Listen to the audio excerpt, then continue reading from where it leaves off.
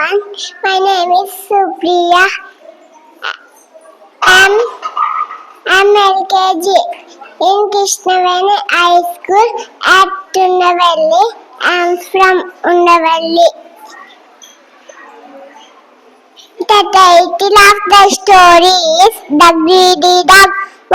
There was a dog. He was very hungry. He found a piece of meat. He reached down a bank of river. He saw a reflection in the water. He thought there was another dog in water. He became greedy. Bow, bow, bow. He barked to the reflection to get meat. A piece of meat fell down in water. He lost his piece of meat.